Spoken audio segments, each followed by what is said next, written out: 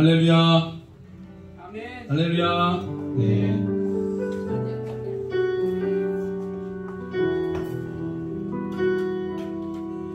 주님 우리와 함께 하십니다. 네. 주께서 우리 예배 가운데 기름 부어주시고 또 우리 기도하는 모든 기도의 제목들 가운데 열매를 맺혀주실 줄로 믿습니다. 이 시간에 기대함으로 우리 금요 예배 주님 앞에 올려드립시다. 주님께서 하늘문을 여셔서 아버지의 마음이 부어지고 십자가의 능력이 또한 선포되어지고 회복되는 귀한 예배가 되게 하여 주십시오. 아버지의 마음이 부어지고 우리가 그 주님의 마음 따라서 함께 간구하는 시대의 문제들을 기도로 풀어내는 이 귀한 시간 되게 하여 주옵소서. 우리 이 예배를 올려드리면서 우리 주의 이름 부르고 함께 간구하겠습니다. 주여.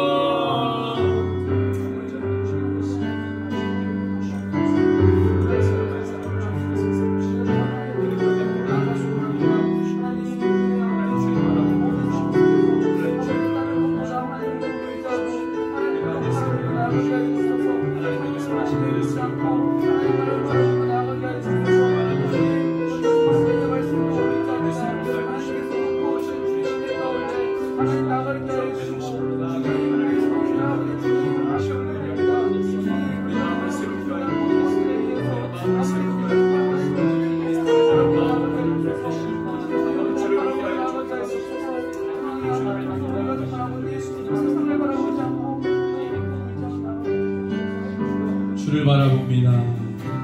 십자가를 참으신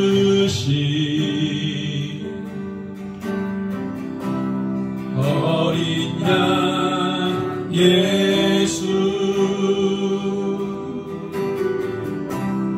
내 죄 씻어주시고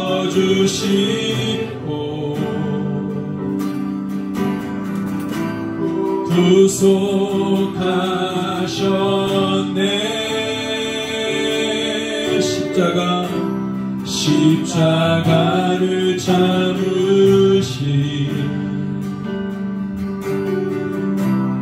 어린 양 예수, 내 죄 씻어주시고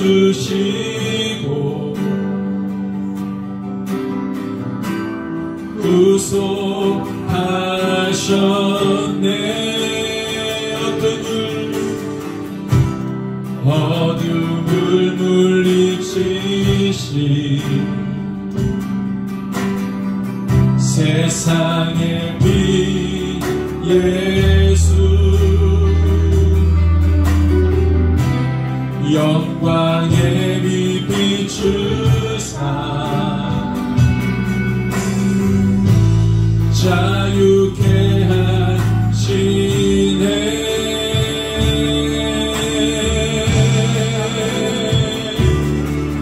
예수 하나님의 완전한 사랑, 예수 하나님의 감없는 은혜, 예수 하나님의 놀라운 지혜, 아름다운 그 이름 예수, 예수 하나님의 완전한 사랑, 예수 하나님의 감없는 은혜, 예수 하나님의 놀라운 지혜, 아름다운 그 이름 예수. 고백합니다.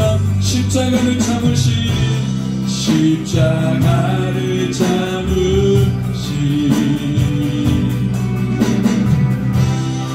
어린 양 예수,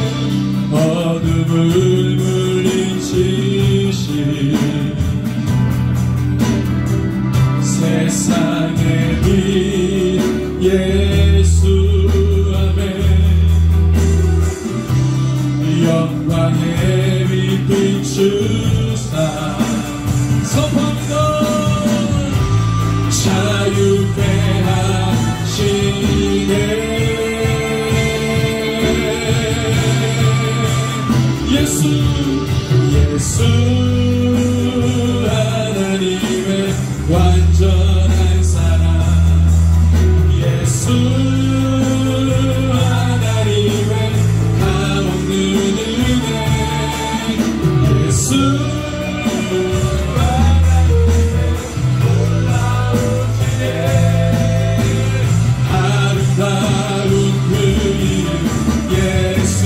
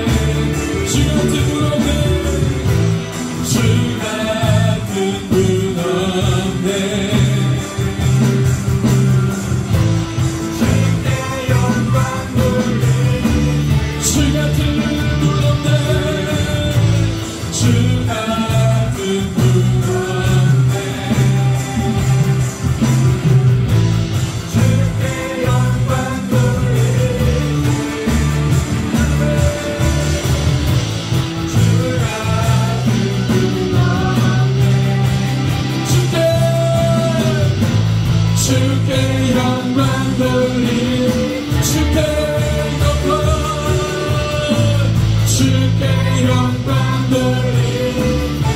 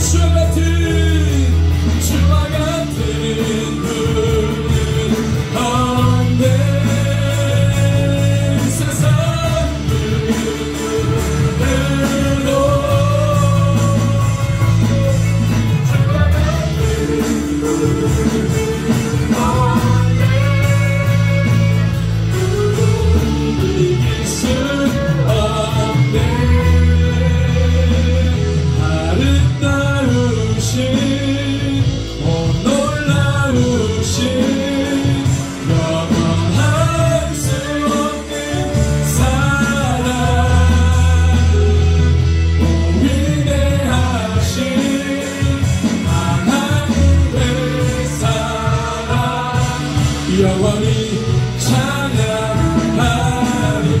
아멘.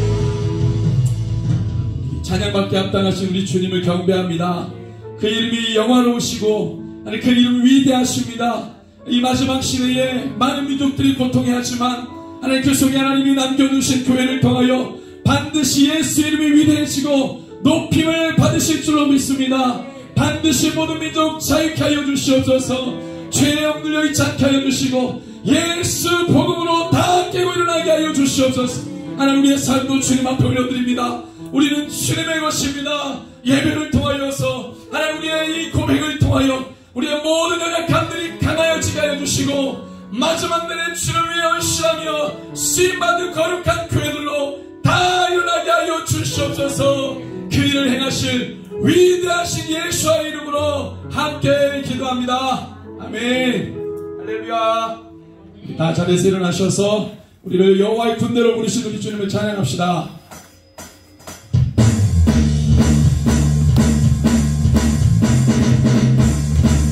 주님 우리를 여호와의 군대로 부르셨습니다. 모든 세대가 하나님의 군대로 일하게 될 줄로 믿습니다.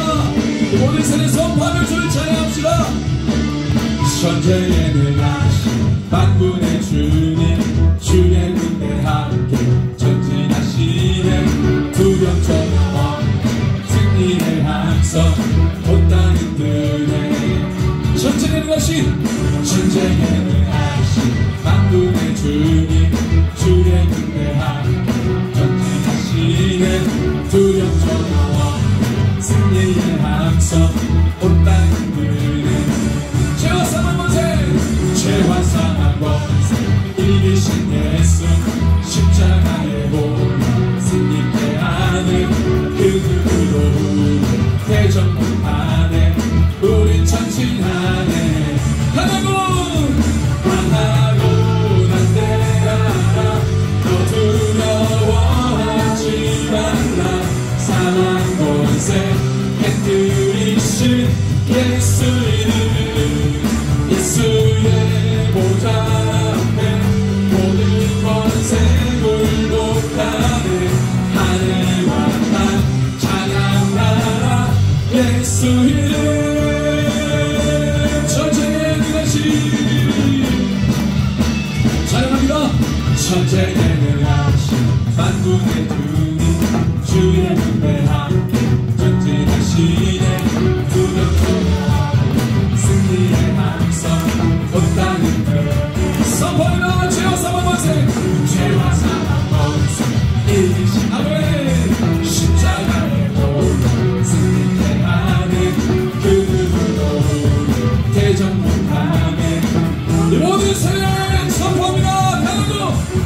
강하고 담대하라.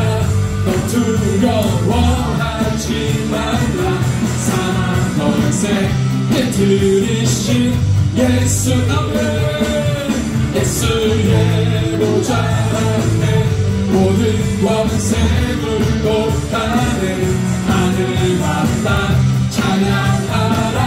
예 강하고 담대하라. 너 두려워하지 말라. 사망 권세 깨뜨리신 예수 아멘. 예수의 보좌 앞에 모든 권세 굴복하네. 하늘과 땅 찬양하라. 예수 이름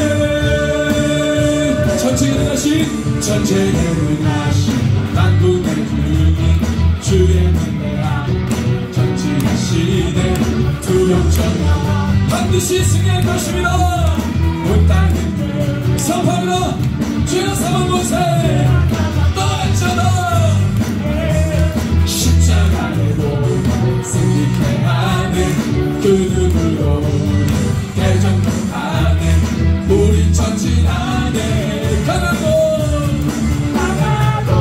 담대하라. 너 두려워하지 말라. 사망 권세 깨뜨리신 예수 이름 예수의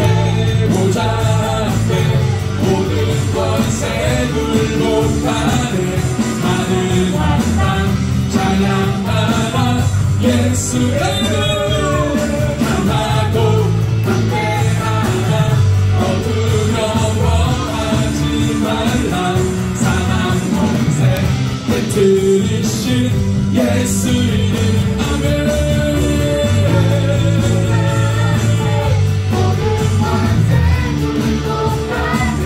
하늘과 땅 찬양하라 예수 이름.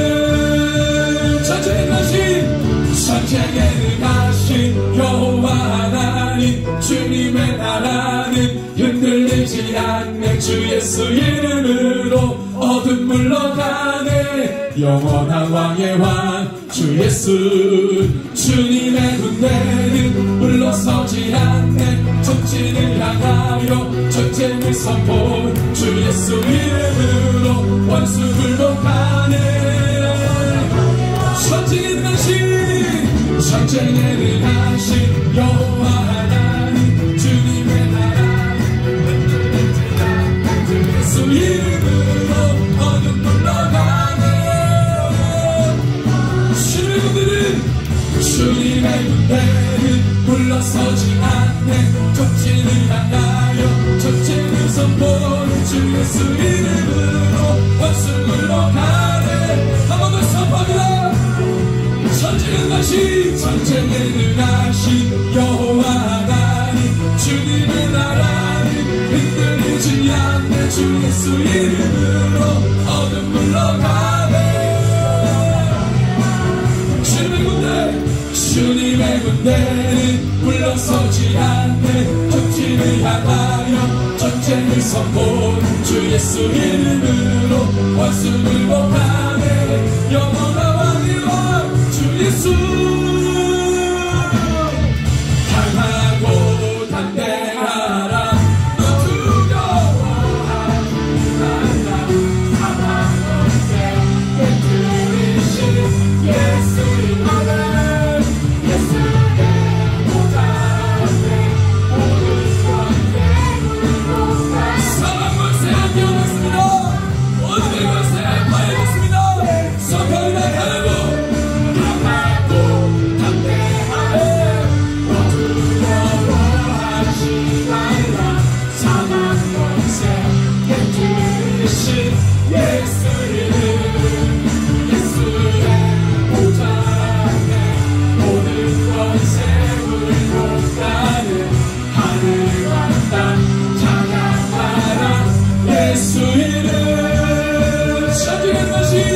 전쟁에 능하신 여호와 하나님 주님의 나라는 흔들리지 않네. 주 예수 이름으로 어둠 물러가네. 영원한 왕의 왕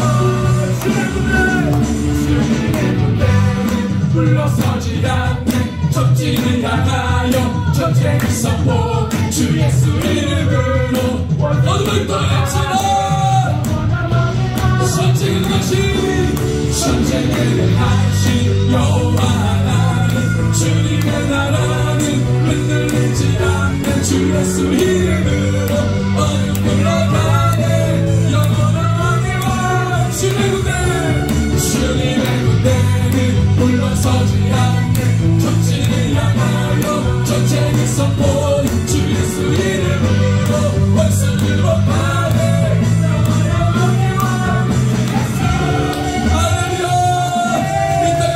승리할 것입니다. 우리는 강한 용사입니다. 모든 새들을 주님 여호와의 군대로 강한 용사로 우리졌습니다. 두려움은 따라가지 않아 승리의 주님을 찬양합니다.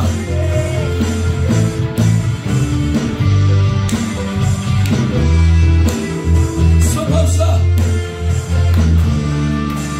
유다 지파의 강한 용사들이 원수와 맞설 때 두려워 말라.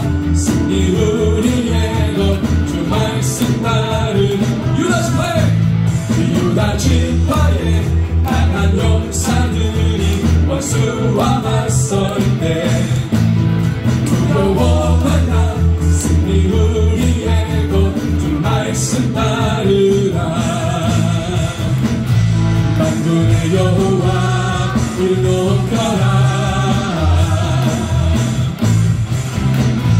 전쟁은 주님께 속했으니 찬양합니다.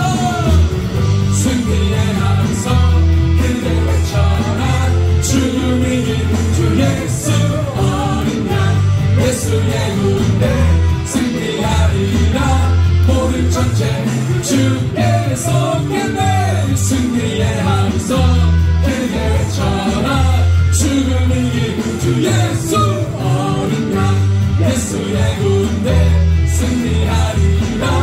모든 전쟁 주 계속했네. 유다 지파의 강한 용사들이 원수와 맞설 때 두려워 말라. 승리 우리의 것 주 말씀 따른 만군의 여호와 이름 높여라. 전쟁은 주님께 속했으니 소리쳐 외칩니다. 승리의 함성 크게 외쳐라. 죽음이 이긴 주 예수 어린 양 예수의 군대 승리하리라. 모든 전쟁 주께 속했네. 승리의 함성 크게 외쳐라. 죽음이 이긴 주 예수 어린 양 예수의 군대 승리하리라. 모든 전쟁 주께 속했네. 원수마귀가 우리 사자같이 대적하여도 선포합니다. 세상에 계신 예수 그리스도 우리 앞서가신 원수마귀가 우리 사자같이 대적하여도 세상에 계신 예수 그리스도 앞서가. 아멘. 만군의 여호와 이름 높여라. 아멘.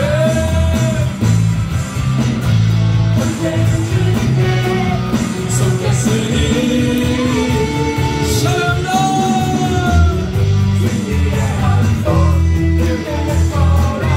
죽음이 이긴 주 예수 어린 양 예수의 군대 승리하리라. 모든 전쟁 주께 속했네. 승리의 함성 크게 외쳐라. 죽음이 이긴 주 예수 어린 양 승리의 함성 모든 전쟁 주께 속했네. 주님의 주의 참이 땅 가는 가리 왕의 왕 예수 주의 나라는 영원하리. 주님의 은혜 주의 참이 땅 가는 가리 왕의 왕 예수 주의 나라는 주님의 은혜 주님의 주의 자비는 땅가는 나리 왕의 왕 예수 주의 나라는 영원하리 영원하리. 승리의 함성 크게 외쳐라. 죽음이 이긴 주 예수 어린 양 예수의 군대 승리하리라. 모든 전쟁 주께 속했네. 승리의 함성 크게 외쳐라. 죽음이 이긴 주 예수 어린 양 예수의 군대 승리하리라. 한번 더 승리의 함성 크게 외쳐라. 죽음이 이긴 주 예수 어린 양 예수의 군대 승리하리라. 모든 전쟁 주께 속했네. 주께 속했네. 주께 속했네. 할렐루야. 승리하신 주를 찬양합니다. 모든 교회를 승리하겠습니다.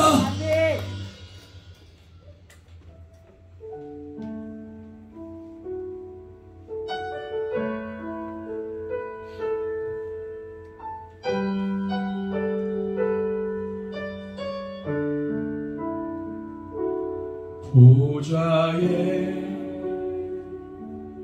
앉으신 예수 어린 양 못 박힌 손과 발 가시 면류관 그 크신 주네 우릴 부르네 내 생명 다하여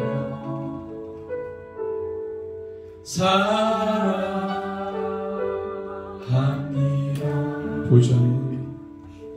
보좌에 앉으신 예수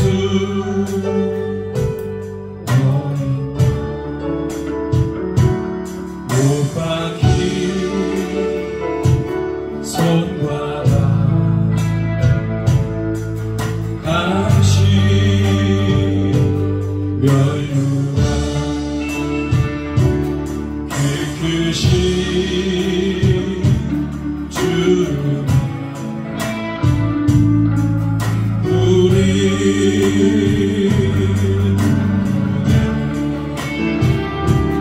내 생명 다하여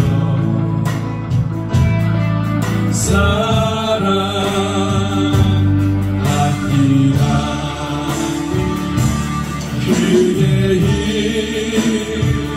그의 능력 모든 원수 물리치네 거룩한 주의 보혈 모든 민족 구원하네 찬송과 존귀와 영광 주님 홀로 받으소서. 그의 힘 그의 능력 모든 원수 물리치네 거룩한 주의 보혈 모든 민족 구원하는 찬송과 존귀와 영광 주님 홀로 받으소서. 온 민족 어린 양 앞에 무릎 꿇고 경배하 그의 힘 그의 능력 모든 원수 물리치네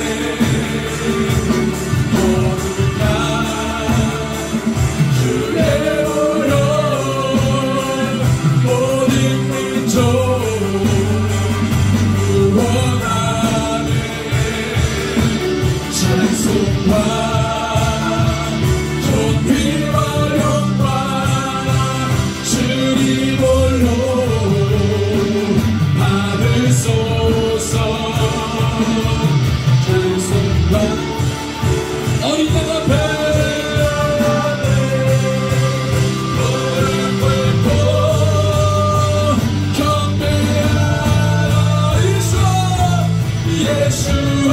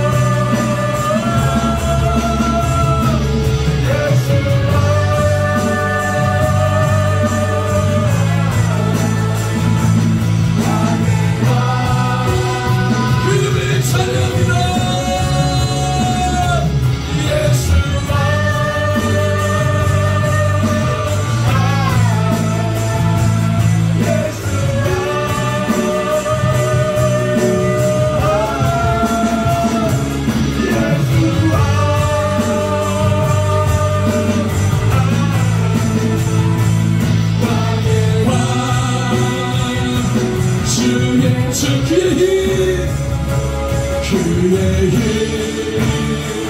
그의 능력, 모든 원수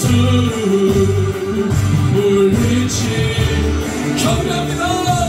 거룩한 주의 모여 모든 민족 구원한 찬송가 은혜와 영광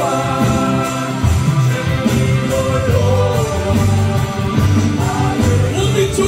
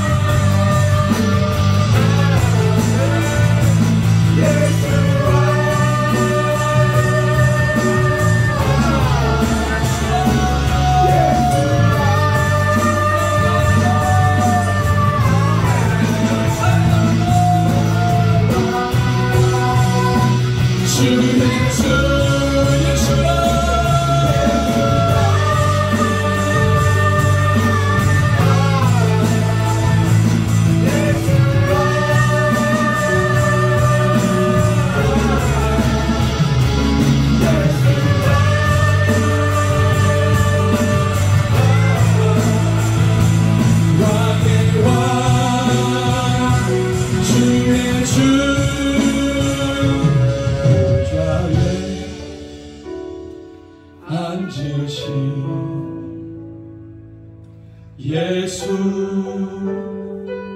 어린 양 못 박힌 손과 가심을 누나 그 크신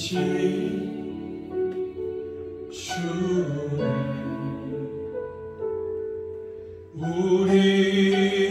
우릴 부르네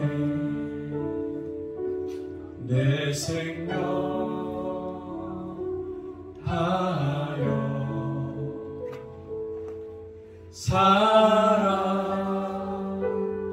사랑합니다. 이 땅의 모든 교회가 세상 사랑하지 않고 주님만 사랑하는 그 사랑이 회복되게 하여 주시옵소서. 주여 우리 마음의 첫사랑이 회복되기를 원합니다. 예수의 이름만 불러도 눈물이 흘렀던 그때 다른 것 다 필요 없고 예수님만이 나의 전부라고 고백했던 그때 우리 주님만 구하고 주님께만 간구했던 그때 하나님 그 온전한 사랑으로 다시 회복시켜 주시옵소서. 이 땅의 모든 교회를 그렇게 일으켜 주시옵소서. 하나님 사랑은 능력입니다. 주님은 사랑이라고 말씀하셨습니다. 온 교회가 하나님 아버지 불같은 이 사랑 가운데 다시 한번 일어나게 하여 주시옵소서. 그 무엇도 주님의 사랑에서 끊을 수 없다고 말씀하셨습니다. 하나님 이것이 우리의 고백입니다. 하나님 세상이 어떠하든지 하나님 우리를 주님의 사랑에서 끊을 수 없는 그 사랑으로 모든 교회 일으켜 주시옵소서. 모든 생에 일어나게 하여 주시옵소서. 이 밤에 하늘문을 여셔서 하나님의 사랑이 우리 가운데 그렇게 부어지게 하여 주시옵소서. 우리 함께 기도하겠습니다.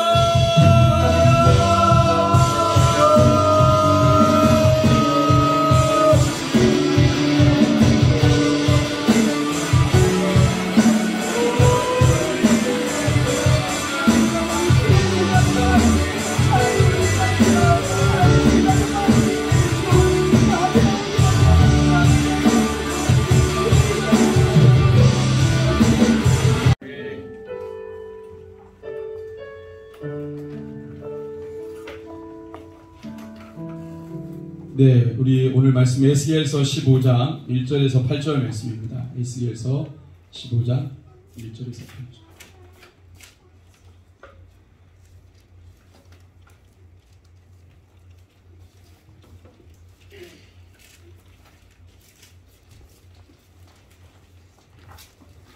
에스겔서 15장 1절에서 8절. 네, 찾으셨으면 우리 같이 한 절 한 절 읽겠습니다. 시작. 여호와의 말씀이 내게 임하여 이르시되 인자야, 포도나무가 모든 나무보다 나은 것이 무엇이랴? 숲속의 여러 나무 가운데 있는 그 포도나무 가지가 나은 것이 무엇이랴? 그 나무를 가지고 무엇을 제조할 수 있겠느냐? 그것으로 무슨 그릇을 걸 못을 만들 수 있겠느냐? 불에 던질 땔감이 될 뿐이라. 불이 그 두 끝을 자르고 그 가운데도 태웠으면 제조에 무슨 소용이 있겠느냐? 그것이 온전할 때에도 아무 제조에 합당하지 아니하였거든. 하물며 불에 살리고자 탄 후에 어찌 제조에 합당하겠느냐? 그러므로 주 여호와께서 이같이 말씀하셨느니라. 내가 숲을 가운데 있는 포도나무를 불에 던질 땔감이 되게 한 것 같이 내가 예루살렘 주민도 그같이 할지라. 내가 그들을 대적한즉 그들이 그 불에서 나와도 불이 그들을 사르리니 내가 그들을 대적할 때에 내가 여호와인 줄 너희가 알리라. 내가 그 땅을 황폐하게 하리니 이는 그들의 범법함이니라. 나 주 여호와의 말이니라 하시니라. 아멘. 오늘 말씀의 제목은 한번 따라 읽어보시죠. 시작. 무슨 말씀이 임하고 있는가? 아닙니다. 다 이 에스겔에게 여호와의 말씀이 계속 임하고 있죠. 여호와의 말씀이 에스겔에게 임하여. 그래서 주님이 주신 말씀을 에스겔이 선포합니다. 목회하다가 간혹 이런 생각을 한 적이 있어요. 왜 나는 목회를 이 시기에 하게 됐을까? 20년이나 30년 전에 또는 40년 전에 목회했으면 어땠을까? 그러면 설교의 내용도 이런 종류의 설교의 내용은 아니었을 거고, 예, 그냥 그때 당시 40년 우리 목회 선배들이 했던 메시지, 그런 메시지를 전하면서 즐거워하고 기뻐하며 개인의 신앙인의 삶의 성공과 또 복과 안정과 건강과 안녕을 위해서 그렇게 축복하며 설교했을 텐데, 그런데 그때 당시에는 그런 분위기였죠. 근데 지금은 교회들에게 하나님이 어떤 말씀을 주고 계십니까? 시대를 알고 있는, 시대를 위해 기도하고 있는 우리 성도들에게, 기도하는 자들에게 하나님이 어떤 말씀이 임하고 있습니까? 네, 그래서 지금 부름받은 걸 감사합니다. 네, 하나님이 기도 제목을 주고 계시니 내가 선택하는 게 아니고 하나님이 주시는 말씀을 받고 이 시대를 위해 기도하고 말씀을 나누니 기쁘다, 이런 생각이 듭니다. 에스겔은 포로로 끌려왔어요. 그는 제사장이었습니다. 근데 포로로 끌려왔기 때문에 제사장의 직무를 할 수가 없어요. 그러니까 포로로 끌려왔을 때 그는 제사장이 아니죠. 제사일을 할 수 없으니까 제사장이 될 수가 없는 거죠. 옛날에 남유대 지역에 있을 때 제사장이었죠. 그러니까 자기 역할이 없어요. 그런데 남유다에서 제사장으로 있었던 에스겔이 포로로 끌려온 그 땅에서는 선지자가 됩니다. 하나님이 이 포로로 끌려온 이 땅에서 선지자로 그를 부르시고 하나님의 말씀을 시종일관 넣어주시는데, 포로로 끌려온 에스겔에게 주로 하나님이 주신 말씀 뭡니까? 포로로 끌려온 민족들, 너의 동포들, 내가 사랑하는 민족들을 위로하고 동의하고 사랑하고, 이런 어떤 주로 하나님이 에스겔에게 주신 말씀이 이런 말씀이었나요? 아니면 우리가 지금 계속해서 에스겔 말씀 확인하고 있는데 주로 어떤 뉘앙스의 말씀이 에스겔에게 부어집니까?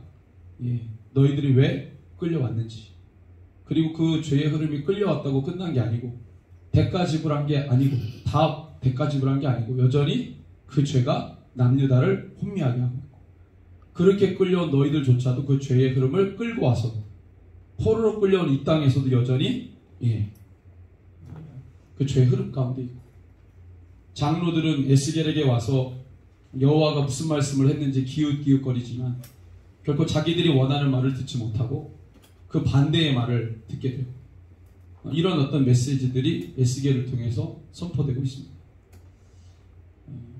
그러면 그때 당시에 은혜라고 하는 것은 어떤 걸까요? 에스겔을 통해서 선포되는 그 말씀을 통해 은혜 받았다라는 건 어떤 것일까요? 지금 우리가 생각하는 것과 전혀 다른 겁니다. 그래서 우리가 조금 더 깊이 본다면 여전히 포로로 끌려왔지만, 그래서 하나님의 말씀이 중단되지 않았고 여전히 남유다에서는 예레미야에게, 여전히 포로로 끌려온 그 땅에서는 다니엘과 에스겔에게 계속 하나님이 말씀하고 계신다는 겁니다. 하나님이 범죄했다고 그 관계를 아예 끊어버리지 않으셨어요. 잘못했다고 폐기하지 않으셨어요. 여전히 누군가에게는 주님이 말씀하고 계십니다. 그를 통해 기도하게 하십니다. 여전히 기도 제목을 주시고 여전히 그를 통해 하나님의 마음을 흘려보내고 계세요. 너희들이 끌려올 때 사실은 내 마음이 그랬다. 하나님의 마음이 어떤지를 계속적으로 어떤 누군가에게는 흘려보내고 있습니다. 이 시대 많은 교회들 있죠. 많은 성도들 있죠. 기도하는 분들 있죠. 다 망한 것 같고 교회가 다 위협을 받아서 다 믿음 없는 것 같지만 그 중에서도 기도하는 자들을 통해 하나님 말씀해 주시고 하나님의 마음이 이 시대에 어떤 마음인지를 정확하게 부어주시죠. 그래서 우리는 그걸 가지고 기도하게 되죠. 아멘. 하나님의 사랑이 끊어지지 않습니다. 요즘에 제가 늘 붙드는 말씀이 로마서 8장 말씀이에요. 이 말씀이 계속 상기되는 거예요. 그 어떤 것도 우리를 향한 주님의 사랑을 끊을 수 없다. 끊어지지 않습니다. 하나님이 걷어가지 않는 이상 우리 쪽에서 절대 끊을 수 없습니다. 끊어지지 않습니다. 그래서 하나님 계속해서 지금 에스겔에게 말씀하고 계세요. 근데 이제 우리가 그 말씀의 내용을 보니까 너무 마음이 아파요. 근데 하나님께서 심판의 말씀을 주실 때 마음이 즐거우실까요? 우리 여기 청소년 세대에 있는데 우리 어린이 세대도 있고 키즈 세대도 있는데 자녀 세대 하나님이 심판의 말씀을 예언자에게 선지자에게 주실 때 막 신나가지고 주실까요? 이놈들 잘됐다. 혼 좀 나봐라. 그래 너희들 이렇게 말 안 듣더니 이렇게 됐지. 고소하다. 이런 마음으로 주실까요? 절대 그렇지 않습니다. 어떻게 잘못하면요 하나님이 손수 택하신 이 민족을 마지막에 하나님이 버려야 돼요. 그러면 야 하나님이 전지전능하시다며 그런 줄 몰랐어? 하나님 실수네. 하나님 뭘 좀 몰랐네. 이렇게 생각할 수도 있죠. 얼마나 하나님 쪽에서 자존심 상해. 믿지 않는 불신자 이민족들이요 그런 이스라엘 민족의 하나님을 업신여기죠. 너희들이 믿는 여호와 능력이 많은 거 아니었어? 근데 왜 아수르에게 짓밟히고 바벨론에게 짓밟혀? 니네 신 가짜 아니야? 바벨론 신이 진짜네. 얼마나 업신여김을 당했을 거야. 포로로 끌려왔을 때도 얼마나 자존심 상합니까? 근데 하나님은 그 얘기하고 상관없어요. 누가 하나님을 뭐라고 하든 참소하든 하나님의 역사는 진행이 되고 있습니다. 지금 포로로 끌려왔다고 남유다가 지금 하나님께 불법한 죄를 지어서 포로로 끌려왔다고 끝난 게 아니에요. 하나님이 없어진 게 아니에요. 하나님이 진 게 아니에요. 하나님은 창조자이십니다. 모든 역사를 주관해 가시는 섭리자이세요. 역사의 주관자시고 주인입니다. 하나님의 섭리 가운데 있는 거예요. 그래서 하나님께서 애통하는 마음으로 자기가 손수 택한 민족을 버리시면서까지 특별히 오늘 말씀을 보니까 포도나무를 비유하면서 이스라엘을 이야기해요. 이스라엘 포도나무로 비유한 겁니다. 근데 오늘 말씀을 보니까 하나님 뭐라 그래요? 포도나무 이 쓸데가 어디 있느냐? 그냥 불에 태우는 불쏘시개밖에 안 된다는 거예요. 왜 포도나무가 불쏘시개밖에 안 됩니까? 열매를 못 맺으니까. 하나님의 기대에 못 미치니까. 쓸모없다고 판단됐기 때문에 하나님이 불쏘시개로 던져버리는 거예요. 과감하게 자기가 세운 포도나무를 자기가 심어 기른 포도나무를 손수 불에다가 집어던진다. 왜? 하나님이 기대한 바에 못 미쳤어. 열매를 못 맺었어. 열매가 썩어가요. 급기야 열매를 낼 수가 없어요. 하나님이 불에다가 집어던진다는 거예요. 땔감이 되게 한다는 거예요. 이 어마어마한 말씀이죠. 이 말씀을 받았을 때 아마 에스겔의 마음은 무너졌을 겁니다. 그와 동시에 우리가 뭘 그렇게 잘못했길래 하나님이 우리를 이렇게 저주하시다시피 말씀을 주시고 자신들의 잘못을 생각했을 거예요. 그리고 하나님은 계속해서 남유다가 왜 잘못했는지를 말씀합니다. 한번 생각해 봤어요. 제가 포로로 끌려온 이스라엘 유민이라면 포로로 끌려갔다고 해서 대부분의 사람들이 자기의 잘못을 생각할까? 그런 사람도 있겠지만 대부분의 분위기는 하나님을 저주하는 사람들도 있을 거고, 그리고 이 모든 상황이 감당이 안 되는 사람이 있을 거고, 믿음 없어가지고 다르게 해석하는 사람들도 있을 거고, 정말 우리 민족의 죄, 자기의 죄를 들여다보고 우리가 왜 이렇게 됐는지 회개하는 사람 얼마 없었을 거예요. 그렇기 때문에 힘주어서 에스겔에게 그 말을 넣어주는 거죠.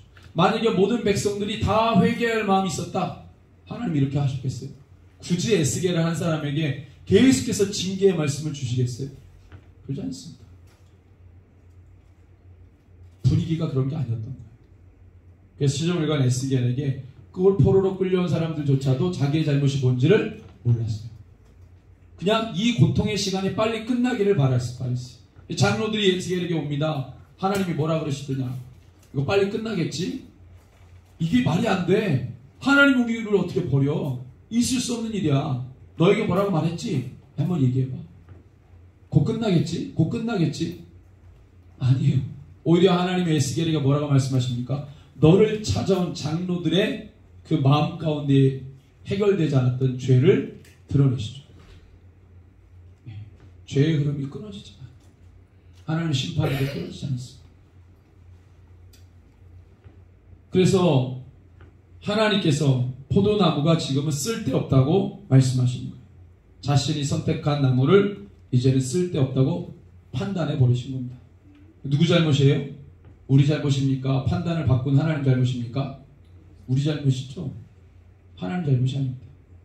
그런데 삐진 사람들이 영적으로 삐져버리는 거죠. 하나님이 나에게 그렇게 했다, 고통을 줬다, 어렵게 했다, 힘들게 했다, 하나님께 삐지는 거예요. 자기의 연약함, 자기의 잘못과 과오를 깨닫지를 못하는 거죠.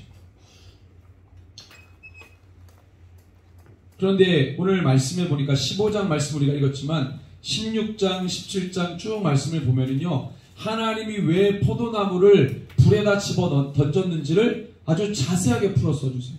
사실은 15장부터 시작되는 이 이스라엘을 향한 하나님의 마음의 서론 부분이 15장 1절에서 8절이고요. 본론 들어가 16장의 쭉 긴 내용들을 보면은요, 왜 이스라엘이 이렇게 됐는지를 아주 구체적으로 얘기했어요. 그러니까 사실은 15장은 16장 이후에 나오는 모든 메시지의 방향을 정해줍니다. 그 망할 수밖에 없는, 멸망할 수밖에 없는 이스라엘이 바로 포도나무다. 열매가 썩어져 버린 포도나무를 불에 던진 거죠. 왜 그런지를 주님 말씀하시죠. 그래서 15장은 기대가 무너졌다. 하나님의 기대가 무너졌다. 포도나무를 통해 하나님의 기대감이 산산이 무너졌다. 아무런 열매도 내지 못하고 쓸데없는 그런 나무가 됐기 때문에. 그래서 사실은 가장 슬프죠. 하나님이 택한 자를 하나님이 그렇게 심판하시니 얼마나 슬픈 얘기입니까? 근데 이스라엘은 사실은 이렇게 처음부터 망가진 나라가 아니에요. 여러분들 다윗과 솔로몬 때는 그 영광이 대단했습니다. 그러니까 하나님이 아무것도 없는 민족을 세워가지고 계속 거지처럼 계속 섭리해 가시다가 이제 망하게 하신 게 아니에요. 하나님이 이스라엘, 아무것도 없는 이스라엘을 택해서 어떻게 했어요? 엄청나게 역사적으로 어려움이 있었죠. 그런데 그 고통이 무슨 고통이었냐면 하나님의 약속을 이룰 고통이 이스라엘 백성들 가운데 주어졌던 거예요. 그래서 하나님이 원하셨던 건 이겁니다. 여호와가 너희들의 기업이 될 때까지, 여호와께서 주시는 어떠함이 기업이 아니고 여호와 자체가 너희들의 전부가 될 때까지, 그 믿음으로 일어날 때까지, 그 믿음의 지도자, 그 믿음의 사람이 일어날 때까지 계속해서 이스라엘을 뭐 하는 거예요? 훈련시켰죠. 그래서 그 고통 가운데, 그 믿음의 고통 가운데 나온 사람이 누굽니까? 사무엘이죠. 최사무엘 말고 충주의 최사무엘 말고 예, 성경의 사무엘. 사무엘. 성경의 사무엘. 예. 아이를 낳지 못한 그 여인 한나가 어떻게 해요? 아이를 낳게 되죠. 어떻게 낳게 돼요? 믿음으로. 믿음으로 낳습니다. 그러니까 이스라엘은 믿음의 공동체. 그러니까 그 모든 것들이 다 이스라엘이 어떻게 해야 되는지를 말해주는 거예요. 그래서 사무엘이 태어났다는 것은 이스라엘은 믿음의 공동체다. 대를 이어서 하나님의 약속을 이어가는 것도 믿음이 빠지면 아닌 거예요. 대를 잇는 건 모든 민족이나 다 고대 세계, 고대 어떤 민족도 다 대를 이어가는 게 숙명이에요. 숙명. 안 그러면 민족 자체가 없어지는데 그게 아니고 이스라엘 민족은 하나님의 약속을 이룰 믿음의 세대가 일어나는 거예요. 믿음의 세대가 이어져 가는 거예요. 그의 첫 시작이 뭐냐면 사무엘이었습니다. 사무엘이 아이를 낳을 수 없는 한나가 믿음으로 아이를 낳아요. 그리고 중간에 누가 나옵니까? 사울이 나오죠. 사울. 자기 만족, 자기 사랑, 자기 한계에 빠져있는 그게 누구를 나타내는 거예요? 이스라엘을 나타내는 거예요. 그러니까 이스라엘은 사울이라고 하는 인물의 한계를 돌파해야 누가 보이는 거예요? 다윗이라는 존재가 보입니다. 다윗은 사울과 무슨 차이가 있습니까? 다윗은 자기의 어떠함에 늘 끌려다니지 않은 사람이에요. 다윗은 누구만을 의지했습니까? 예, 그러니까 맹수가 와가지고 자기 어린 양을 집어가면 다윗이 어떻게 했다는 거예요? 그 소년 다윗이 쫓아가서 맹수의 입을 벌려가지고 어린 양을 끄집어 나왔다는 거예요. 이게 가능해요? 어디 그 다큐멘터리에 보니까요.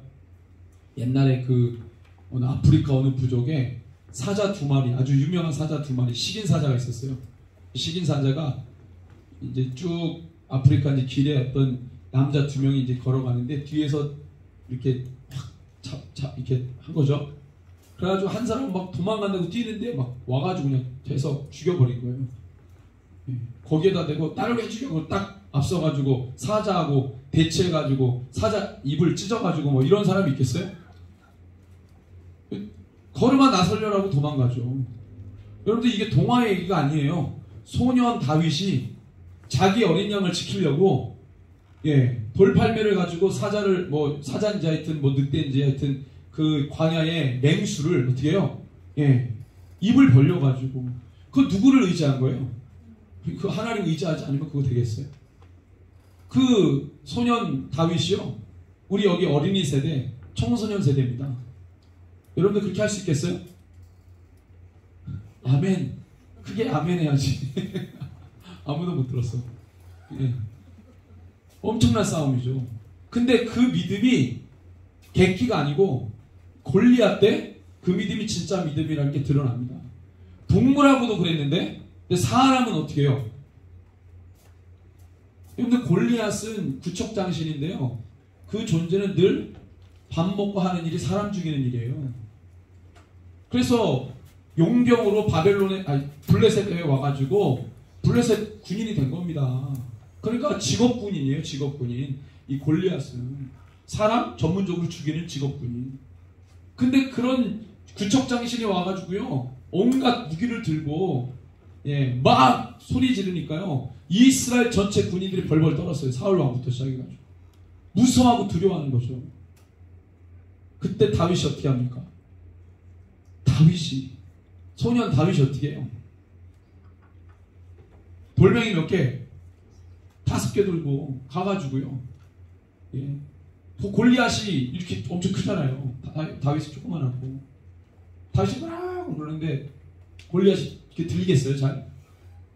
뭐라고 쪼글쪼글 거리는데 여기서 제가 이렇게 있고 은우가 있는데 은우가 무슨 쪼글쪼글 거리는데 들리겠어요? 잘? 뭐라고 하는데 믿음으로 막 선포하는데 그러다가 막 하여튼 뭐 노려보고 째려보고 하니까 막 짜증 나잖아요. 뭐 다른 사람 다 무서워하는데 은우가 막 째려보고 뭐라고 하니까 눈 똑바로 뜨고 그러다가 뭘 하더니 확 던져버렸네? 딱 맞았어. 직사하는 거죠. 할렐루야. 동화가 아니에요. 동화가 실제로 있는 일입니다.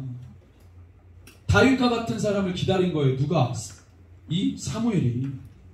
이스라엘의 그런 믿음의 사람들이 나오기를 누가 기다렸겠어요? 하나님이. 온전한 포도나무로, 하나님이 기대하는 포도나무로 이스라엘을 그렇게 세우고 싶었던 하나님의 기대감과 열망이 있는데, 그래서 사무엘이 나오고, 그래서 사울을 거쳐 다윗이라고 하는 인물이 나왔어요. 다윗 때에 이스라엘이 영화를 누리고 솔로몬도 영화를 누리죠. 그런데 그때부터 어떻게 돼요? 역사를 알죠? 이스라엘이 타락하기 시작합니다. 열매가 썩기 시작해요. 포도나무가 하나님의 기대를 저버리기 시작해요. 그 고생을 하고 그 믿음의 고통을 지나 하나님이 영화롭게 한 그 민족이 자기의 영화에 취해서 타락하고 세속화되기 시작해요. 하나님이 이스라엘 민족을 지금 이 다른 민족의 포로로 끌려온 이 상태로 처음부터 끝까지 그렇게 질질 끌고 다녔던 게 아니라, 이스라엘은 아무것도 없는 중에 그들을 세워서 하나님이 먹이고 입히고 재우고 다 양육하고 돌보시고, 그리고 영화롭게 하셔서 최고의 부귀영화를 누리고 모든 주변국들이 다 조공을 바치며 그 최고의 권세를 누렸던 그 이스라엘이었는데, 지금은 자신들의 죄로 무너졌어요. 그 얘기가 16장에 나옵니다. 그래서 우리 5절, 16장 5절부터 8절부터 14절 한번 읽어볼까요?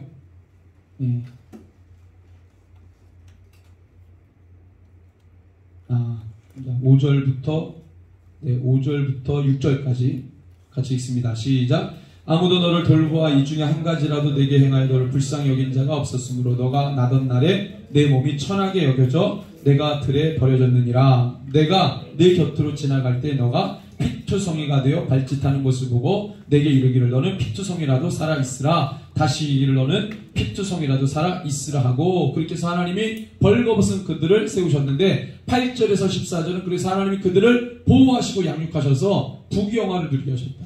아무것도 없는 이스라엘을 세워서 그들에게 온갖 것을 갖게 하셨다. 8절에서 14절 읽습니다. 내가 네 곁에 지나며 보니 내 때가 사랑할 만한 때라. 내 옷으로 너를 덮어 벌거벗은 것을 가리고 내게 맹세하고 언약하여 너를 내게 속하게 하였느니라. 나 주 여호와의 말이니라. 내가 물로 내 피를 씻어 없애고 내게 기름을 바르고 수놓은 옷을 입히고 물돼지 가죽신을 신기고 가는 배로 두르고 모시로 덮이고 폐물을 채우고 팔고리를 손목에 끼우고 목고리를 목에 걸고 코고리를 코에 달고 귀고리를 귀에 달고 화려한 왕관을 머리에 씌웠나니, 이와 같이 내가 금은으로 장식하고 가는 배와 모시와 수놓은 것을 입으며 또 곧 밀가루와 꿀과 기름을 먹음으로 극히 곱고 형통하여 왕후의 지위에 올랐느니라. 내 화려함으로 말미암아 내 명성이 이방인 중에 퍼졌으면 내가 내게 입힌 영화로 내 화려함이 온전함이라. 나 주 여호와의 말이니라. 이렇게 부귀영화를 누렸던 민족입니다. 여러분들 우리 신앙인이요, 하나님이 우리에게 복 주시고 은혜 주시고 그저 그런 하나님의 인도하심이 있죠. 그런데 우리가 그것에 취해가지고 그걸 주신 분을 잊어버리고 주신 것에 계속 집중하며 산다면 하나님이 우리를 계속 주님과 우리와 교제가 가능하겠어요? 아니죠. 가다 보니까 하나님을 잊어버려요. 주신 것에 자꾸 집착해. 그럼 우리 하나님 어떻게 하겠어요? 그걸 주신 분을 기억하도록 뭔가 액션을 취하겠죠. 하나님이 주신 것에 집중하고 몰두하기 시작해요. 하나님의 존재를 잊어버려요. 결국에 이스라엘의 죄가 그거였다는 거예요. 근데 우리는 우리를 부르시고 우리를 살리시고 우리를 양육하시고 우리를 인도하시는 주님만 구합니다. 주님이 우리를 그렇게 불렀어요. 교회로 불렀습니다. 우리는 주님만 구하잖아요. 그래서 주님만 구하며 주님과 깊은 소통이 가능하도록 나의 삶을 내어드리죠. 죄가 가득한 자와 하나님이 교통하겠어요? 그럴 수 없잖아요. 내 속에 성령님이 거하지 않고 그리스도의 영이 없으면 그리스도의 사람이 없다고 바울이 고백했어요. 로마서 8장. 우리 안에 그리스도의 영 성령이 계셔야 주님과 우리가 소통이 가능합니다. 그 끊임없이 우리를 비워야 되겠죠. 자기 성찰은 그래서 필요한 겁니다. 아멘. 그래서 주님의 뜻을 이루게 만드는 것이죠. 우리가 주님과 소통이 가능하다면서 맨날 내 귀로 뭔가를 듣는다는 말이 아니라 하나님의 뜻을 마음 가운데 담고 그걸 향해서 달려가도록 하는. 주님의 뜻을 위해 달려가면 우리 여기 자녀 세대 있는데 늘 자기의 것을 버려야 되지 않겠어요? 나의 집착과 나의 욕심과 나의 탐욕의 것을 자꾸 버려야 되지 않겠어요? 내 육신이 원하는 바와 하나님 원하는 바가 다르잖아요. 그러니까 자꾸만 자기 것을 비워야 내야 되겠죠. 이스라엘이 그걸 못했어요. 여러분들, 교회는 하나님의 비전입니다. 하나님이 교회를 통해 일하세요. 그래서 2000년 전에 교회를 세우신 겁니다. 우리를 통해 하나님의 계획이 이루어지는 거예요. 여러분들, 교회의 촛대를 옮겨서라도 하나님의 뜻을 이루고 싶은 게 하나님의 의지입니다. 교회를 통해서만 하나님이 일하십니다. 교회가 아니면 하나님이 일하시지 않아요. 이 마지막 때 하나님이 그렇게 말씀하시고 계시록 말씀에 그 교회를 통해 마지막을 준비하도록 하십니다. 그래서 이 해변에 사탄과 마지막 전쟁을 치르잖아요. 제가 우리 계시록 할 때도 이 말씀을 드렸는데 이게 마지막 우리의 모습인 거예요. 우리 계시록 12장 17절입니다.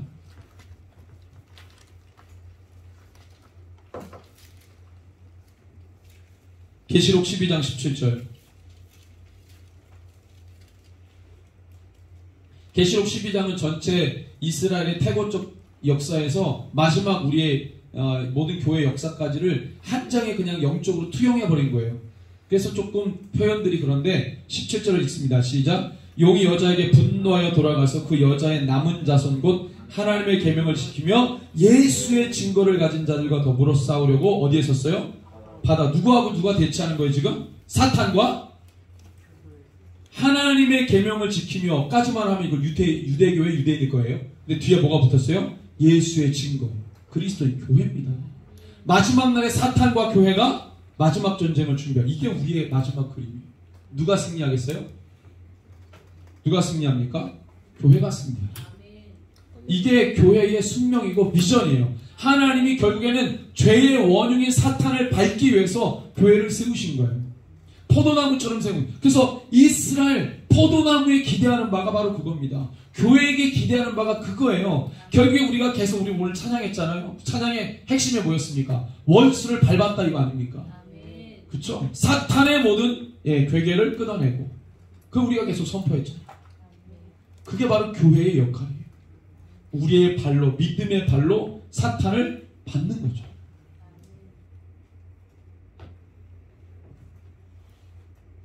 그게 바로 교회입니다.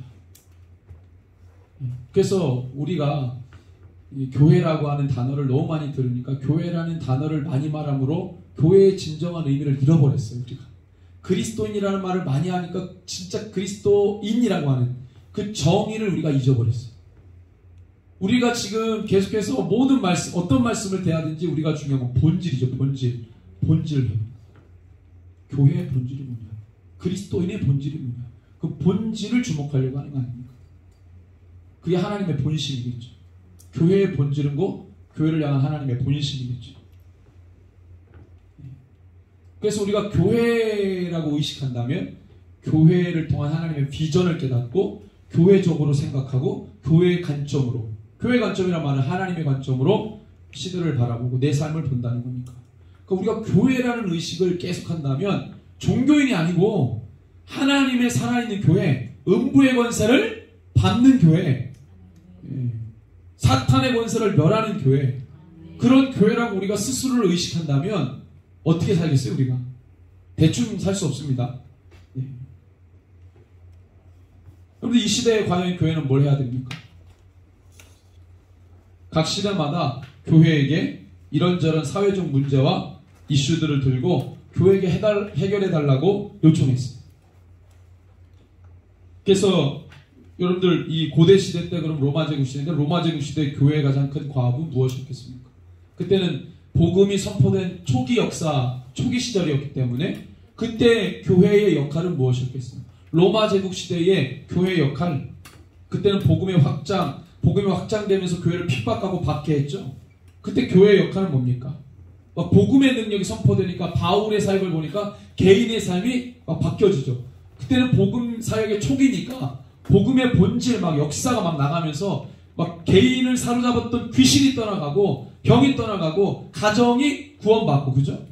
그 다음에 막 국가의 모순이 막 드러나고 결국에는 그런 복음의 왕성한 활동을 통해 로마가 교회를 핍박하는 국가에서 어떻게 해요? 교회를 받아들이는 국가로 바뀌잖아요. 물론 여러 가지 정치적인 이해가 있었지만 결국에 결론적으로 놓고 보면 그렇게 돼버렸어요.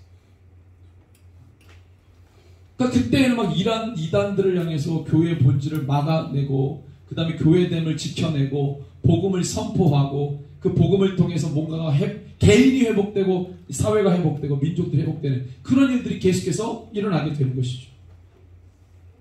근데 고대를 지나서 중세시대 교회는 제일 먼저 무엇을 해야 했습니까? 중세시대 때는 보통 우리가 소로마 제국이 멸망한 5세기부터 이 르네상스가 시작된 15세기, 그러니까 약 한 1000년이 우리를 중세시대라고 봐요. 근데 중세시대는 교회시대거든요. 근데 교회시대를 세상 역사에서는 뭐라고 하냐면 암흑시대라고 말하잖아요. 그 역사 배우면 암흑시대입니다. 그 중세시대. 그럼 중세시대 교회가 세상을 지배하는 그 시기에 물론 유럽에 국한하지만 그때 교회의 역할은 뭐였겠습니까? 그때는 교회가 세상 권세 위에 있었어요. 그래서 모든 사회의 문제, 지역의 문제, 국가와 민족 간의 모든 문제를 다 교회가 조율했습니다. 그래서 문제를 가지고 교회에 오는 거예요. 교회가 그 문제를 해결해 주기 시작하니까 교회의 힘이 어떻게 돼요? 커져요? 작아져요? 커지죠. 문제를 해결해 주는 자가 힘이 더 커지게 돼 있잖아요. 온갖 문제들을 교회가 다 해결해요. 중세시대 때 교회는 그랬습니다. 하여튼 뭐 그냥 모든 문제를, 국가의 모든 문제 다 교회가 치리하고 교회가 해결했다고요. 그래서 교회가 세력이 강해지죠. 엄청난 힘이 강해지죠. 그러면서 교회가 어떻게 됐습니까? 중세시대 때 교회 역사 타락하기 시작하죠. 그 모든 문제를 해결하기 시작하면서 힘이 엄청나게 비대해지고 필요 이상으로 커지기 시작하면서 교회는 빠르게 세속화되고 부패하기 시작합니다. 타락하기 시작합니다. 그때 교회의 역할은 뭐였습니까? 교권주의로부터 탈출, 세상 권세로부터 탈출. 왜 교회가 모든 일을 다 해결하려고 하느냐? 여러분들 교회가 모든 일을 해결할 수 있습니까? 없어요. 여러분들 잠언 16장 말씀 함께 볼까요? 잠언 16장.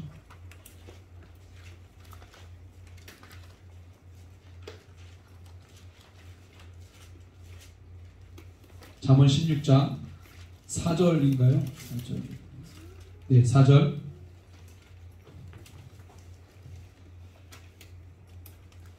잠언 16장 4절을 읽습니다. 시작. 여호와께서 온갖 것을 그 쓰임에 적당하게 지으셨나니 악인도 악한 날에 적당하게 하셨느니라. 이 말씀의 시작이 어디냐면 1절에서 3절이겠죠. 이 맥락 가운데 4절이 나왔으니까 그 1절에 3절 읽어볼까요? 시작. 마음의 경영은 사람에게 있어도 말의 응답은 여호와께로부터 나오느니라. 사람의 행위가 자기 보기에는 모두 깨끗하여도 여호와는 심령을 감찰하시느니라. 너의 행사를 여호와께 맡기라. 그리하면 내가 경영하는 것이 이루어지리라. 여러분들 이 말씀의 맥락에 4절이 있는 거예요. 악한 자를 쓰시다니. 여러분들 하나님이 악한 자를 쓰시면 하나님은 뭐가 되는 겁니까? 악한 신이 되는 거 아니에요? 왜 하나님 악한 자를 쓰세요? 근데 이 말 1절부터 시작되는 이 말씀의 맥락을 보세요. 여러분들 사람이 모든 걸 계획했어. 사람이 주도합니까 그걸? 아니죠. 지금 여기서 나오는 교훈은 뭐예요? 하나님이 모든 계획을 이끌어 가십니다. 하나님이 주도해 가십니다. 하나님의 주권을 얘기해 로드십니다. 우리가 다 하는 게 아니에요. 이 주권의 4절 말씀은요, 악한 날에 악인도 써요, 하나님이. 근데 문제가 없어, 하나님은. 우리는 악한 자하고 같이 뭔가 할 수 있어요, 없어요? 하면 안 되죠? 악한 자와 멍에를 치면 돼야 안 돼요? 안 되잖아요. 근데 하나님은 악한 자를 쓰셔도 문제가 없어. 우리는 문제가 많은데. 왜 하나님 문제가 없습니까? 우리는 죄인이지만 하나님은 죄가 없으세요. 유일하게 하나님의 주권으로 이게 가능한 게 하나님이십니다. 그러니까 이건 하나님의 주권이죠. 하나님의 역사를 이끌어 가시는. 모든 문제를 어떻게 교회가 해결합니까? 하나님이 해결하시죠. 악한 날에 악인도 쓰시는데. 하나님의 주권이죠. 그럼 우리는 뭐 해야 됩니까? 교회는? 기도하는 겁니다. 기도가 능력입니다. 그래서 구약에 보면은요, 여러 가지 국가의 문제가 있을 때 사무엘이 뭐 했습니까? 백성들을 모아다가 뭐 했어요? 기도하죠. 전쟁이 터졌어요. 히스기야가 뭐 합니까? 기도하죠. 근데 믿음의 사람들이 문제 터지면 가장 먼저 하는 게 뭡니까? 기도죠. 대군이 몰려왔어요. 우리가 상대가 안 돼. 그때 지를 치고 뭐 합니까? 아니에요. 기도하는 겁니다. 여리고성 어떻게 무너뜨렸나요? 무슨 대단한 진이 있었던 게 아니에요. 전략과 전술이 있었던 게 아니에요. 오히려 모험을 했죠. 아무 말도 안 하고 하루에 성일 한 바퀴씩 돌고 마지막에 7바퀴 돌고. 그만 죽으러 가는 거예요. 죽으러. 위에서 화살이라도 쏘면 어떻게 되는 거예요? 무방비 상태로 가는 건데 방패도 없는데 성주의를. 그래서 고고학자들이 봤어요. 이거 어떻게 성주의를 도느냐. 이 계곡인데 여리고성 뒤편에는 계곡이에요. 목숨 걸고 돌아야 돼. 목숨 걸고. 그냥 동네 한 바퀴 돌듯이 마실 나가듯이 그렇게 돈 게 아니고 평지에 여리고성이 있었던 게 아니라 계곡에 여리고성이 있어가지고 그 계곡을 굽이 이거 법계 메고 제사장들은 앞장서서 백성들은 죄 졸졸 따라다니면서 거기서 갑자기 기습해 들어오면 어떻게 돼요? 다 죽는 거 아니에요? 예. 여러분들 기도가 능력입니다. 우리가 다 하는 게 아니에요. 뭔가 대단한 전략과 전술과 방법과 계략을 하는 게 아닙니다. 하나님이 하시는 거예요. 교회에게 가장 중요한 건 기도죠. 마지막 날에 하나님이 교회의 기도를 통해 뭐 하세요? 일하시죠. 여러분들 아프가니스탄의 고통을 누가 해결해 줍니까? 우리 목회자 비전스쿨 때 오신 선교사님이 그러시잖아요.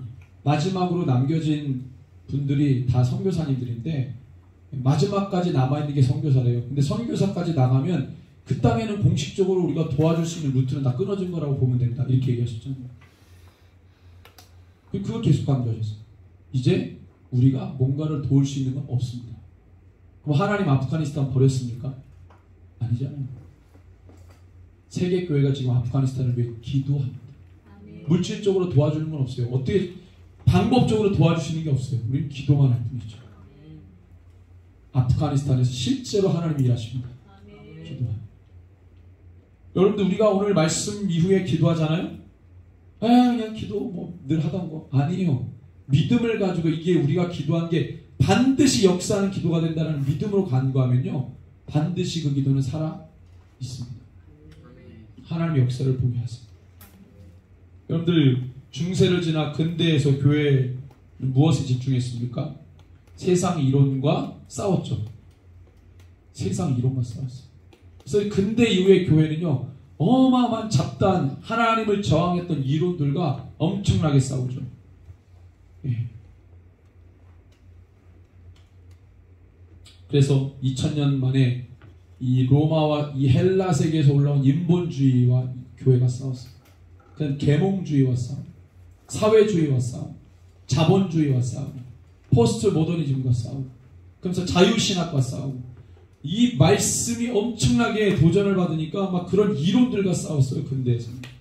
교회가 복음으로 그 이론들을 싸워내며 버텨내느라. 지금 싸움은 그거잖아요. 지금은 그 싸움이잖아요. 모든 세상 이론과 싸우잖아요. 교회. 근데 그 세상 이론이 이론만 만든 게 아니라 법을 만들어요. 이론이 법이 되면 어떻게 됩니까? 무소불위예요. 누구도 막지 못해요. 복음이 그것과 싸우는 거예요. 지금. 교회는 시대마다 자꾸 뭔가 싸웠어요. 뭔가를 지켜냈어요. 뭘 지켜냅니까? 교회는 복음을 지켜냅니다. 진리를 지켜냅니다. 이스라엘이 본질을 못 지켰어요. 그러니까 포도나무를 불쏘시개로 던져버리는 겁니다. 우리는 주님께 택함받은 튼실한 포도나무인 줄로 믿습니다. 반드시 교회는 교회로서 복음을 선포하고 열매를 맺는 교회여야 하는 것이죠. 그래서 마지막 날에 우리 모든 세대가 거룩한 신부가 돼서요, 주님 오실 길을 예배하는 거예요. 너무나도 감사하게 요즘에 이렇게 수요 예배, 금요 기도에 이 자녀 세대가 나와가지고 예배하는 자녀들이 어디 있습니까? 저희 때는 있었어요. 저도 한 번도 빠진 적이 없습니다. 중고등학교 때. 지금은 주변에 물어보세요. 자녀들이 뭐 주중 예배 드리는 애들이 있는지. 없어요? 주일 예배도 안 나오는데. 이게 저는 부흥이라고 생각합니다. 부흥이 딴 게 아니에요.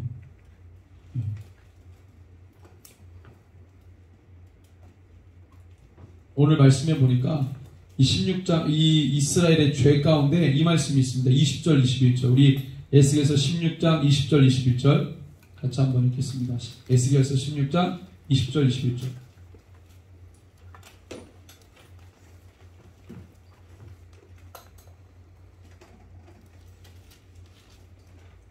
같이 읽습니다. 또 내가 나를 위하여 낳은 내 자녀를 그들에게 데리고 가서 드려 제물로 삼아 불살랐느니라. 내가 내 음행을 작은 일로 여겨서 나의 자녀들을 죽여 우상에게 넘겨 불 가운데로 지나가게 하였느냐. 이게 무슨 제사입니까? 몰록 제사죠. 불태워 죽이는 거예요. 왜 부모들이 이렇게 죽입니까?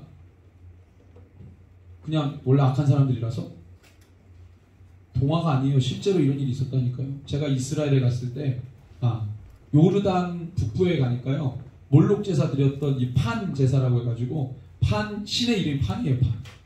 그 판도 사람 불태워서 죽이는데 그 제사를 드렸던 장소를 데려가죠. 실제로 다 있는 얘기들입니다. 그럼 왜 그들이 자기 자녀들을 불에 태워 죽입니까? 다 미쳤습니까? 집단으로? 아니에요. 정신 온전한 사람들이에요. 그들이 자기네들의 민족의 성공과 번영을 위해서 그렇게 하는 거예요. 그들의 문화고 관습이에요. 그걸 해도 아무런 죄의식이 없어요. 왜? 자기네 민족의 관습이고 그걸 유지하는 전통이니까. 아무런 죄의식이 없어요. 그 사람들. 여러분들 이 노르드인이라고 바이킹족들이 자기네들 부족에서 한 명씩 자기네들 그 신 누구의 토르 신에게 제사 드릴 때 사람 그냥 죽여서 드려요. 그거 할 때 아무런 죄의식이 없어요. 죽으러 가는 사람들이 발버둥치면서 나는 안 죽을까요? 그게 아니라 순순히 죽으러 갑니다. 그걸 영광스럽게 생각해요. 우리가 생각할 때 뭐 대단하게 막 그게 아니에요. 실제로 있는 일입니다. 중요한 건 우리의 마음이 타락한 거예요. 자녀들을 불 가운데 보냈다. 아비 세대가 자기네들의 민족의 번영과 성공을 위해 건강과 안녕을 위해 부족의 안녕을 위해 자기 자녀들을 불로 태워 죽이는 거예요. 지금의 뭐와 같습니까? 나의 성공을 자녀를 통해 얻고 싶은 거. 몰록제사입니다. 나는 성공 못했으니 너는 꼭 성공해야 된다. 성공을 집어넣어요. 자꾸. 대리만족. 이게 몰록제사입니다. 현대판 몰록제사. 모든 교회들이 옛날에 이걸로 번영신학, 고지론 이걸로 완전히 물들었을 때 한국교회 전체가 이거에 열광했었어요. 근데 자녀 세대가 그래서 어떻게 됐습니까? 그걸로 부흥했습니까? 지금 한국교회 자녀 세대 넘쳐납니까? 인구 절벽도 문제지만 교회들마다 아이들이 교회마다 아이들이 예배를 안 드리는 게 문제가 아니고 전도도 안 되고 없어요. 애들이 예수 안 믿는다 그래요. 심각한 상황입니다. 예배만 안 드리는 게 아니고 기독교라고 하는 것 자체, 복음이라는 것 자체 메시지에 대해서 별로 듣고 싶어 하지 않아요. 진리에 관심이 없습니다. 여러분들 오늘 이 밤에 우리 함께 기도할 때 여러분들 그냥 틀에 박힌 기도가 아니라 오늘 목숨 걸고 기도했으면 좋겠어요. 이 기도에 우리가 얼마나 기도 제목이 많습니까? 지금 마지막 시대 우리 기도의 제목은 얼마나 많아요. 시급한 게. 나의 개인의 문제부터 시작해가지고 근데 우리가 이 한국 땅에 발을 딛고 살아가는데 한국의 문제를 무시할 수 있습니까? 없죠. 우리가 그걸 무시한다는 말이 아니에요. 우리가 그걸 다 해결할 수 없다는 거죠. 그러니까 우리가 뭐합니까? 기도하죠. 주님의 방법으로 해결해 주십시오. 악한 날에 악한 자도 쓰시는데 하나님의 주권을 우리가 어떻게 다 할 수 있습니까? 하나님 그렇지만 주님의 공의와 정의로 이 땅의 모든 문제를 해결하시고 하나님의 선하심이 드러나게 해 주십시오. 우리가 이것을 위해 간구하는 겁니다. 그래서 이 시간에 함께 기도할 때 주님 한국에 우리 또 충주에 450여 개 1만 성도 깨어 일어나게 하여 주옵소서. 한국에 5만여 개 600만 성도 그 옷을 더럽혀지지 않는 교회들로 일어나게 하여 주시옵소서. 열방의 교회들 하나님의 이 시대에 맞는 말씀을 받아서 그 말씀을 위해 간구하고 기도하며 모든 어려움들을 돌파해 나가는 하나님 아버지 그런 이 귀한 영적인 권세로 무장한 하나님의 교회로 일어나게 해달라고 이 시간에 간절한 마음으로 우리 말씀을 붙들고 하나님 우리가 진정한 교회가 되길 원합니다. 하나님 이스라엘처럼 세속화되고 타락하여서 자기들의 번영과 안정에 취해 하나님 아버지 음녀가 되었던 것처럼 하나님 우리가 그런 절차를 밟지 않기를 원합니다. 하나님 진정한 교회로 순결한 교회로 거룩한 신부된 교회로 일어나게 하여 주시옵소서. 마지막 날에 우리 하나님 아버지 이 발의 힘을 입고 일어나 믿음으로 싸워 승리하는 모든 교회들 다 되게 해달라고 우리 간절한 마음으로 주의 말씀 붙들고 함께 간구하겠습니다.